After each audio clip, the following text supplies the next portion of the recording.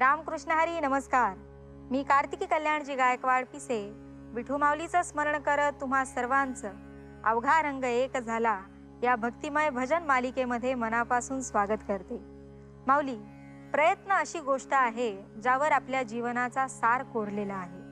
प्रयत्न आला की सातत्य येतं, सातत्य असेल की एकनिष्ठपणा येतो आणि एकनिष्ठपणा जिद्दीने सातत्याने कार्यरत ठेवला की त्याचं फळ हे आपोआप आपल्या पदरी पडत असतं.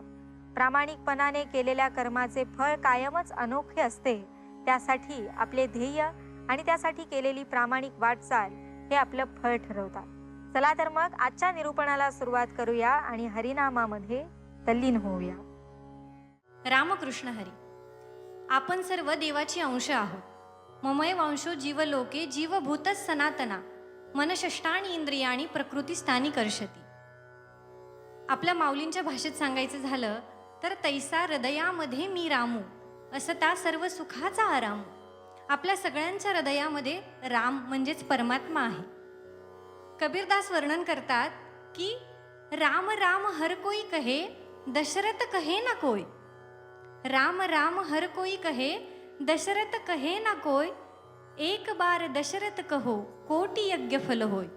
आता तुम्ही म्हणाल एकदा दशरथ म्हणल्यानं कोटी यज्ञाचं फळ कसं मिळेल. पण दशरथ याचा अर्थ रामाचे वडील नाही तर 10ही इंद्रिय रत होऊन रामाचं स्मरण केल्यानंतर कोटी यज्ञाचं फळ मिळतं. पण ते कधी, जेव्हा राम होऊनी रामाचं भजन केलं तर. ऐकूया सुंदर अशी रचना. राम होऊनी राम गारे रामासी शरण निघारे.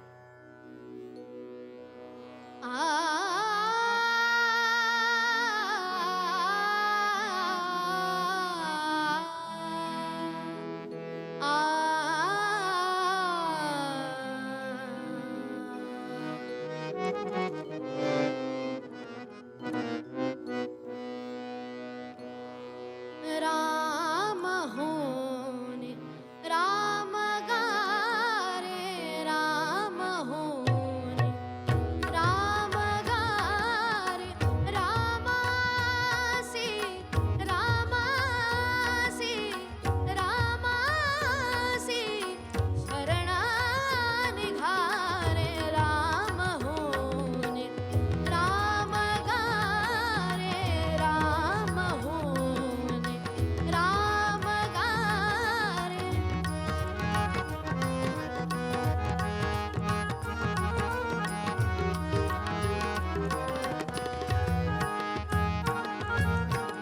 कोण कैचा हे विचारा कोण कैचा हे विचारा. नका कर्म करू व्यभिचारा नका कर्म करू व्यभिचारा. रामासी रामासी रामासी शरणा निघारे. राम होने राम गारे राम होने राम गारे.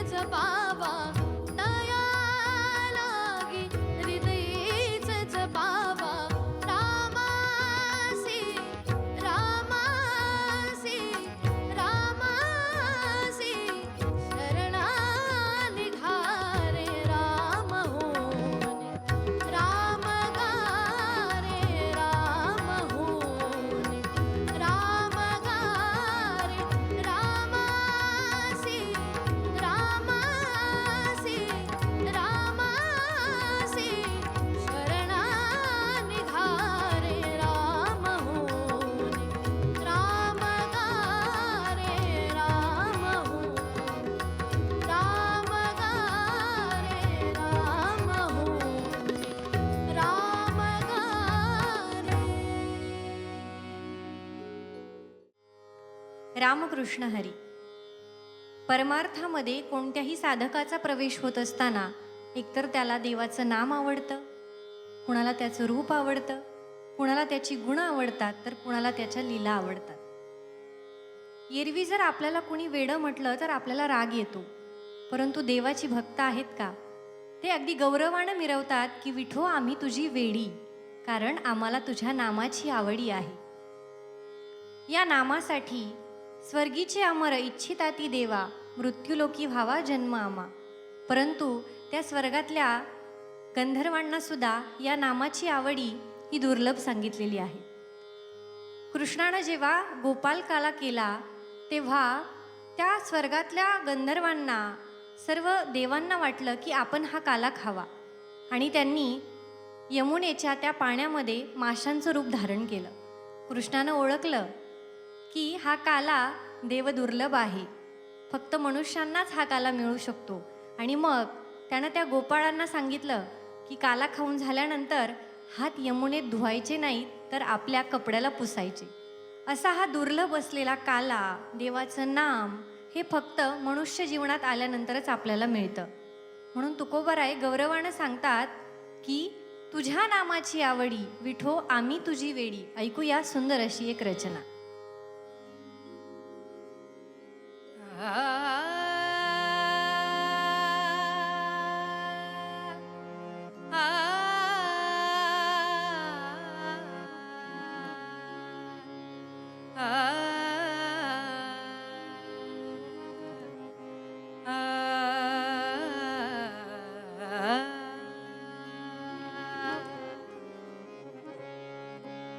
तुझ्या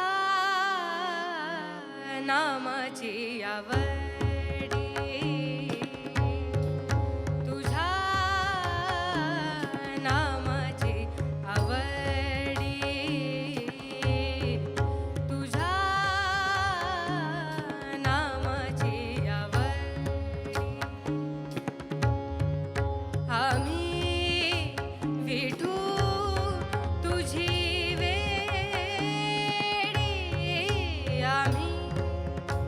विठू तुझी वेडी, तुझ्या नामाची आवडी, तुझ्या नामाची आवडी.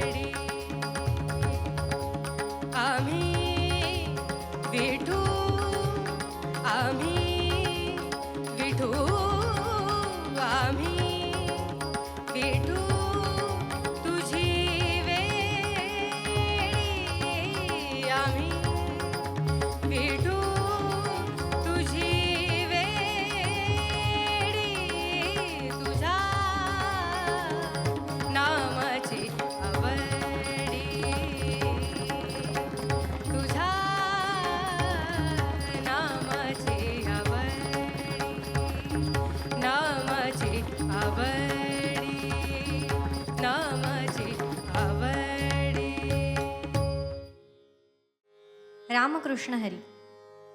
संत ज्ञानेश्वर महाराज, निवृत्तीदादा, सोपान काका आणि मुक्ताई या चौघांनाही झोपेतून उठल्यानंतर कळालं की आपले आईवडील राहिलेले नाही आहेत. किती मोठं दुःख असेल, किती यातना असतील. एके दिवशी निवृत्तीदादा, ज्ञानदादा भिक्षा मागण्यासाठी गावात गेले. घरी लहान सोपाणा आणि मुक्ताई त्यांची वाट बघत बसले होते. लहानशा सोपाणाला भूक लागली, पण निवृत्तीदादा, ज्ञानदादा काही येईच ना. त्या मुक्ताईनं आईच्या भूमिकेतून सोपाणाला समजवायचं, सोपाना थोड्या वेळ थांब बरं, आत्ता ज्ञानदादा येईल, आत्ता निवृत्तीदादा येईल. आणि ज्ञानेश्वर महाराज त्या ब्राह्मणाच्या घरी भिक्षा मागायला गेले. त्या ब्राह्मणाने जेव्हा ज्ञानेश्वर महाराजांना बघितलं, तळपयाची आग मस्तकाला गेली. संन्याशाचं पोर, संन्याशाच्या पोराने माझं घर बाटवलं म्हणून नको नको ते शब्द बोलले. माऊली शांतपणे विचारते की आम्ही संन्याशाच्या पोटी जन्माला आलो, यात आमची चुकी काय झाली? त्यावर तो ब्राह्मण सांगतो की एकतर संन्याशाच्या पोराने जन्मालाच येऊ नये आणि आलं तरी त्या क्षणी मरून जावं. हे शब्द माझ्या माऊलींच्या मनावर अतिशय वेदना देणारे होते. माऊली तिथून निघाले. हृदय भाजलं होतं. प्रचंड ऊन आणि उन्हामध्ये पाय भाजतायत याची सुद्धा जाणीव नाही. कारण शरीराच्या वेदनेपुढे हृदयाच्या वेदना ह्या जास्त मोठ्या असतात. आणि घरी मुक्ताई त्या सोपाणाला समजावते, आत्ता ज्ञानदादा येईल. पण सोपाणा म्हणतो, अगं मुक्ते, मला भूक लागली. मग मुक्ताईनं काय केलं, छोटासा भातुकलीचा खेळ मांडला आणि सोपानाला म्हणते की आता यामध्ये काय शिजायला टाकायचं सांग. सोपाना म्हणतो, मला खूप भूक लागलेली आहे. मग मुक्ती म्हणते, म्हणजेच मुक्ताई आईसाहेब म्हणतात की तुला खूप भूक लागली आहे, तर आपण काय करू, तुझी भूकच याच्यात शिजायला टाकू. काय सुंदर कल्पना आहे. आणि मुक्ताई म्हणते की एकदा का ही भूक शिजली की आपल्याला खायला मिळालेला कोंडासुद्धा मांड्यासारखा चविष्ट लागतो. पिठामध्ये कालवून मिळालेलं पाणी सुद्धा अमृतापेक्षा गोड वाटतं. या चौघांनाही एवढा प्रचंड त्रास झाला आणि त्या त्रासानंतरच माऊलींना साधकांचा मायबाप दरुषणे हरिताप असं म्हणतो. माऊली फक्त माऊली राहिली नाही तर विश्व माऊली झाली. म्हणून नामदेवराय वर्णन करतात की माऊलींनी रचलेली ज्ञानेश्वरी हा ग्रंथ या जगामध्ये श्रेष्ठ ठरला. म्हणून नामामणे ग्रंथ श्रेष्ठ ज्ञानदेवी एकतरी ओवी अनुभवावी. ऐकूया सुंदर अशी रचना, ज्ञानराज माझी योग्यांची माऊली, जेने निगमवल्ली प्रगट केली.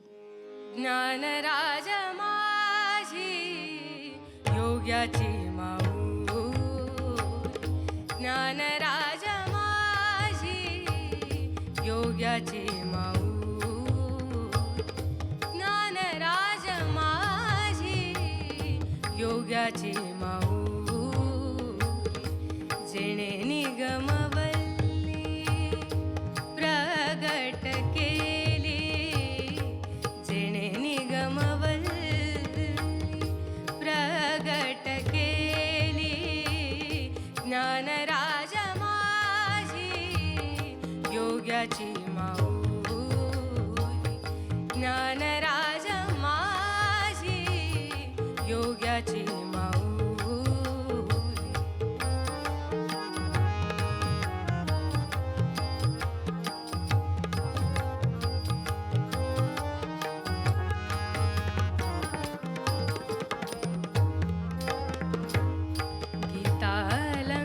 गीतालंकार नाम ज्ञानेश्वरी, गीतालंकार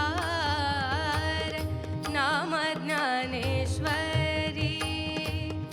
ब्रह्मानंद लहरी प्रगट केली, ब्रह्मानंद लहरी प्रगट केली. ज्ञानराज माझी योग्याची माऊ, ज्ञानराज माझी योग्याची माऊ.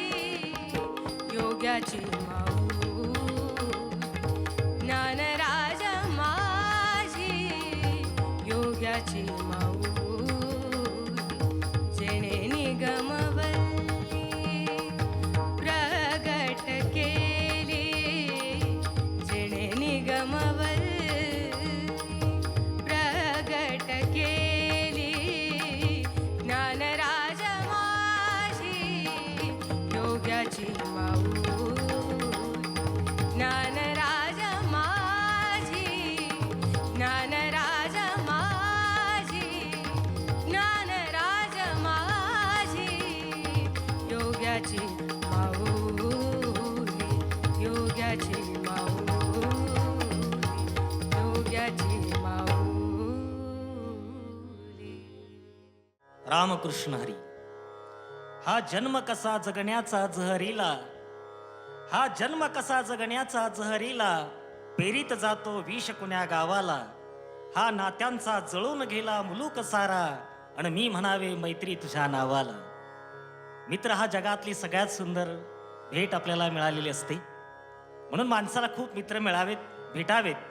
पण मित्र कसा असावा ते सांगणं खूप महत्वाचं आहे. ते माणसाला लवकर कळत नाही किंवा आपण ठरवून मित्र असं जमवत नाही. पण मित्र कसा असावा त्याचा एक आदर्श सांगणारं गाणं एक भजन संत तुकडोजी महाराज यांनी फार सुंदर लिहिलं आहे. मला वाटतं ते आपण आता ऐकूया.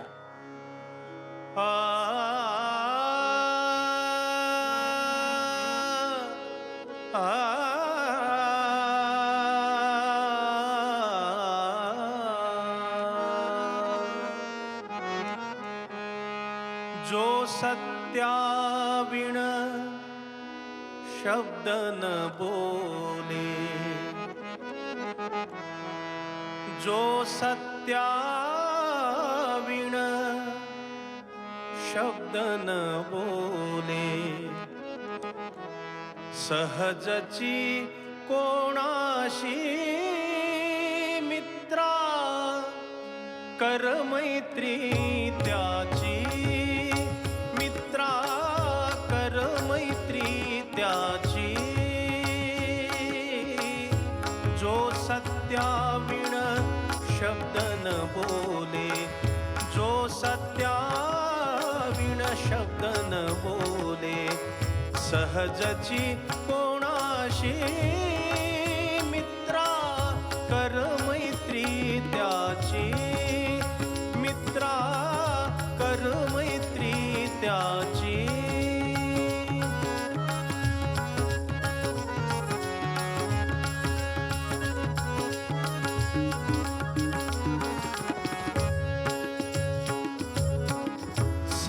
सहनशीलता सरळ वृत्तीची वागणूक ज्याची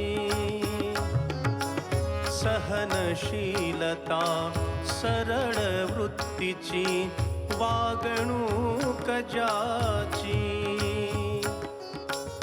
अपुले दुःख नवदे कुणाला अपुले दुःख नवदे कुणाला चिंता इतरांची मित्रा कर मैत्री त्याची मित्रा कर मैत्री त्याची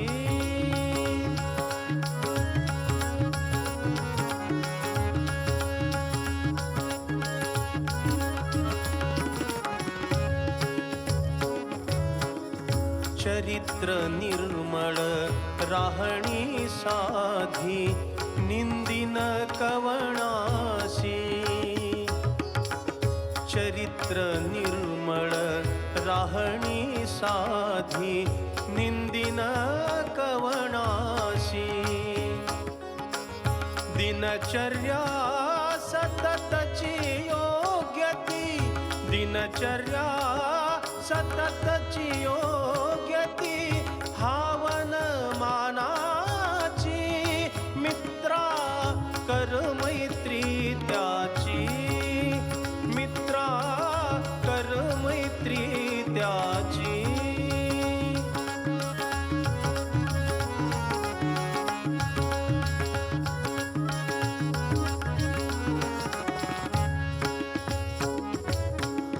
हीन दिनांची त्याची प्रगती करण्या कमाल निष्ठेची. हीन दिनांची प्रगती करण्या कमाल निष्ठेची. तुकड्या दास म्हणे तू तरशील, तुकड्या दास म्हणे तू तरशील, कीर्ती जरी गासी. अरे मित्रा कर मैत्री त्याची, मित्रा कर मैत्री त्याची. जो सत्याविण शब्द न बोले, जो सत्याविण शब्द न बोले, सहजची कोणाशी. मित्रा कर मैत्री त्याची, मित्रा कर मैत्री त्याची, कर मैत्री त्याची, कर मैत्री त्याची. रामकृष्ण हरी. वैदिक परंपरेमध्ये नवरसांचं वर्णन सांगितलेलं आहे. त्यामध्ये शृंगार रसाला निरतिशय महत्त्व दिलेलं आहे. सर्व साधू संतांनी सुद्धा शृंगार रसाचा आश्रय घेऊन भगवंताला आळवण्याचा प्रयत्न केला. शृंगार रस म्हणजे काय, तर भगवंताला आपला पती आणि आपण त्याची पत्नी, भगवंताला आपला प्रियकर आणि आपण त्याची प्रियसी या भावानं भजायचं.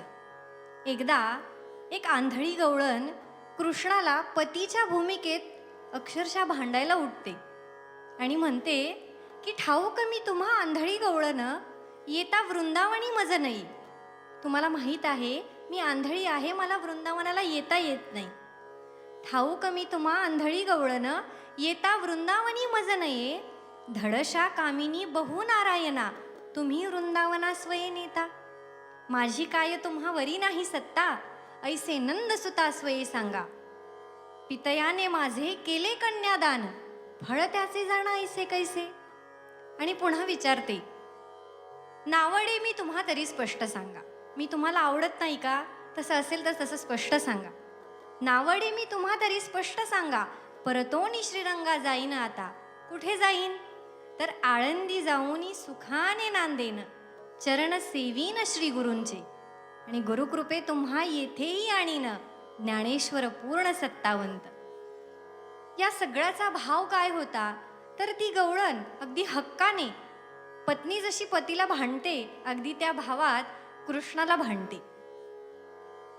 या शृंगार रसाचं हेच महत्त्व आहे की त्याला तितक्या हक्कानं भगवंताला आपल्याला भांडता येतं, सर्व विविध अंगांनी त्याच्याशी प्रेम करता येतं, भक्ती करता येते. आणि अगदी शृंगार रसातील ही एक सुंदर अशी रचना की वारा येत आहे, त्या वाऱ्याच्या वेगानं राधिकेच्या कानातील कुंडल हलत आहेत आणि ती राधिका डोळे मोडीत तिथून जात असताना त्या हरीला मात्र त्या राधिकेचा वेध लागलेला आहे. राधेला पाहून भुलले हरी, बैल दोहितो नंदा घरी. वास्तविक नंदलालाला गायीची धार काढायची आहे, पण राधेला बघून मात्र बैलाची धार काढायला बसलेला आहे. ऐकूया सुंदर अशी रचना. वारी याने कुंडल हाले, डोळे मोडीत राधा चाले.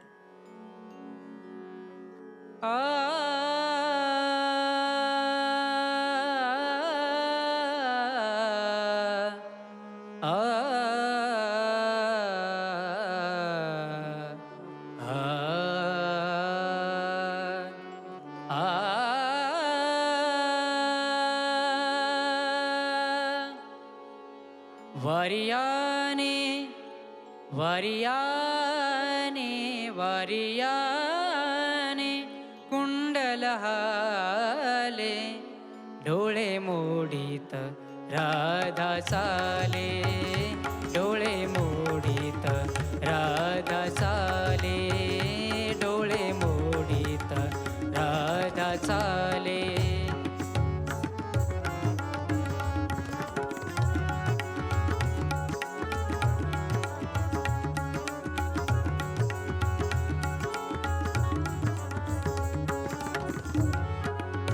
राधेला पाहुणे भुलले हरी,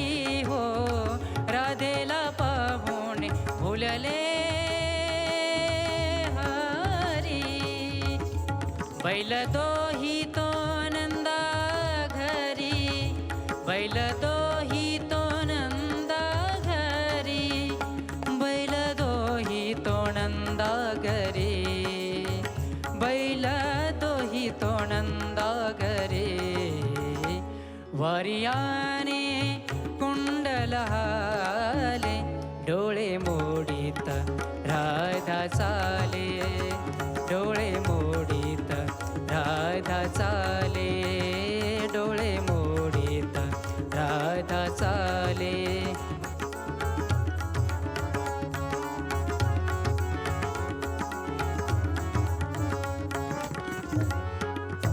हरीला पाहुणी भुलले चित्त, राधा उसळीत डेरा रीता. हरीला पाहुणी भुलले चित्त, राधा उसळीत डेरा रीता. हरीला पाहुणी भुलले चित्त, हरीला पाहुणी,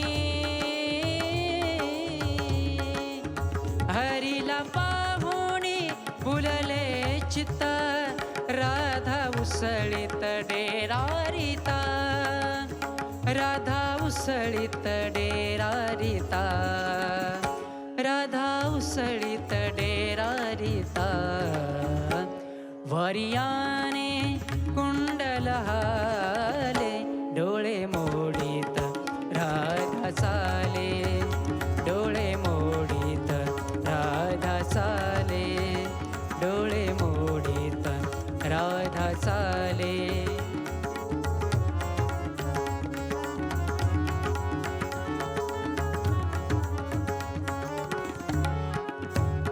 मन मेरा लेसे मना, मन मेरा लेसे मना, भुलले का जनार्दना, भुलले का जनार्दना, भुलले का जनार्दना, भुलले का जनार्दना. वारियाने वारियाने वारियाने कुंडल हाले, डोळे मोडीत राधा चाले, डोळे मोडीत राधा चाले. राधा चाले, डोळे मोडीत राधा चाले, डोळे मोडीत राधा चाले, राधा चाले, राधा चाले. रामकृष्ण हरी. भागवत धर्मामध्ये भगवान विष्णू, भगवान ब्रह्मदेव आणि भगवान महादेव असे 3 देव सांगितले जातात. यातील सगळ्यात भोळं दैवत म्हणजे भगवान महादेवांकडे पाहिलं जातं. अगदी जो काही वर भगवंताकडे मागितला जाईल, म्हणजे महादेवाकडे मागितल्यानंतर महादेव कुठलाही विचार न करता तथास्तु म्हणून मोकळे होतात. आपल्याला भस्मासुराचं उदाहरण माहीत असेल, त्याचबरोबर शिवरात्रीची कथा माहिती असेल की त्या पारध्यानं अनावधानानं जरी बेलाची पानं त्या पिंडीवर टाकली तरी भगवान त्याच्यावर प्रसन्न झाले. असा भोळा महादेव, त्याचा स्वभाव सांगतात की त्याचं वास्तव्य कुठं आहे तर स्मशानात आहे. असा हा भोळा महादेव. ऐकूया, हे भोळ्या शंकरा आवड तुला बेलाची. ए भोळ्या शंकरा, ए भोळ्या शंकरा, ए भोळ्या महादेवा.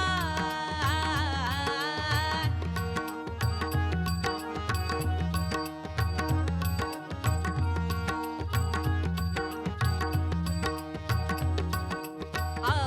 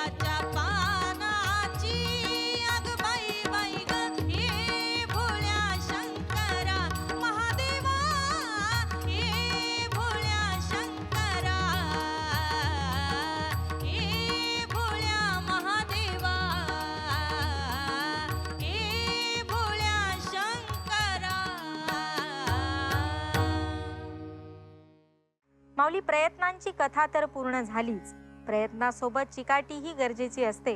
प्रयत्नांसी परमेश्वर हा सुविचार आपण रोज ऐकत असतो.